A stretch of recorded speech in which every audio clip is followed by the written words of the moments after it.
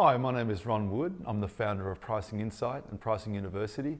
And in this short video, I want to take you through a pricing diagnostic canvas, which is a tool that I use with many of my clients to help them better understand pricing strategy, structures, and operations in their business. The pricing diagnostic canvas has three main families that you can use and focus on. And the first is value, the second is people, and the third is structures. Under the value component, the first of these 9 boxes is customer value drivers. One of the most important elements, if not the most important element of determining a pricing strategy, is understanding your customer value drivers and the problem sets that they face. By far and away, most of the businesses that I work with struggle to understand their value and therefore understand their pricing power. But once you can really get a handle on your customer value drivers and problem sets, you can really start to discover what pricing power and negotiation strength you have with your customers and marketplace. The second box in the value stream is really around pricing strategy. And this is really ratifying and publishing what is our approach to market and how do the customer value drivers and our investments in assets and infrastructure allow us to solve our customers' problems effectively. The pricing strategy document that you will write helps guide everyone on how you utilize those assets and which marketplaces and segments you go after to help solve their problems in the most profitable way for shareholders and your customers. The third element of this pricing diagnostic canvas is customer agreements. And this is the element where it's often underdone, where you don't quite capture the value and you don't quite capture the pricing power that you could if the customer agreement was written correctly. So it's worth focusing more deeply on your customer agreements to better educate your customers and also capture more value. The second family is people. And often it's said this is the most important. They're all ultimately equally important. One without the other has no more or less value. And the first piece of people is management alignment. It's really about getting sales, marketing, finance and operations and the executive team all working together, all understanding their role and the part they have to play in developing a pricing strategy and executing on that pricing strategy. It's so important that sales, marketing and finance and operations all find out ways they can help each other, give each other feedback loops and guidance to help solve the problems that we need in today's busy and modern and challenging world. Without it, we can often find ourselves at loggerheads or stuck or often in conflict with each other on executing and developing and delivering the best solutions for our customers.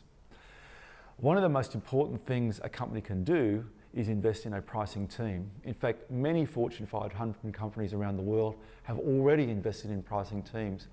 But the one key challenge I see is that pricing teams are often invested in often a token way or under-resourced or under-trained, leaving them ineffective in many cases to be able to support the sales and marketing effort. But a pricing team is a crucial element to your ability to protect and grow margins, and it's worth investing in your pricing team. And that leads on to the next box, which is really around marketing, sales and negotiation capability. The ability to market and communicate value is more critical than ever before in today's modern world, where in many cases, and even in B2B environments, 80 to even 90% of a decision has already been made by a potential prospect or customer before they reach out to potential suppliers or salespeople to engage with them in the customer buying journey. So marketing has a new currency, but the real currency is value, and often marketing doesn't quite nail the currency of value. So the opportunity with marketing is to really communicate and define that value to customers. And that leads on for salespeople to better able to sell the value and then negotiate and get better pricing power results from that better understanding of their marketing and value. And finally, the supporting infrastructure or pricing structures are critical.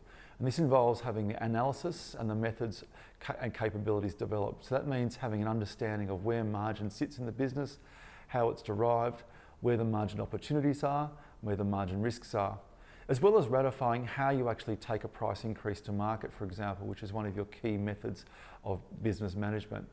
You'd be surprised how many companies take price increases on an ad hoc way when really there are quite clear methods to take a price increase to market to maximise revenue and margin without losing customers or giving your competitors an opportunity to take your customer base. Second last element is systems and tool sets. And this is really the infrastructure you have to manage and control your pricing. So this means your enterprise reporting system, your ability to extract data quickly, the ability for you to control and lock over pricing so people can't just discount without controls in place. And really the tools, the analysis spreadsheets that you might have to make decisions. In many cases, some of those tools have errors, although they're not fit for purpose. It's very much worth auditing your systems and tool sets to see that you actually have a basic capability that allows you to manage your pricing easily and effectively on a day-to-day basis. And lastly, linked to the systems and tool sets is your pricing structure or architecture. This is really, in many cases, your list price, your customer discounts, and your customer tactical discounts, and in some cases your rebate structures that you use to go to market.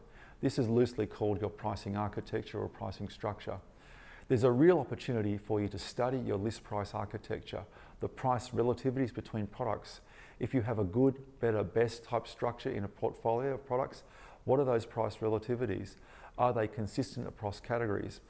Are you getting the net prices to customers that are consistent with the list price architecture that you've set up from the start? In many cases, we find customers don't, and our clients don't have those particular elements set up correctly, and so they lose margin. Or they're running a cost plus system, which means they could be too expensive because they're trying to make a set margin. However, in many cases, they're far too cheap and they're missing substantial margin opportunities. So that's a short explanation of the Pricing Diagnostic Canvas. If you'd like to talk through this in more detail, we have some windows of consulting opportunity that you can avail yourself of by getting in contact via the Pricing Insight website, pricinginsight.com.au, and we can go through the diagnostic canvas and how it will relate to your business. My name is Ron Wood, the founder and director of Pricing Insight, and I look forward to speaking with you if suitable.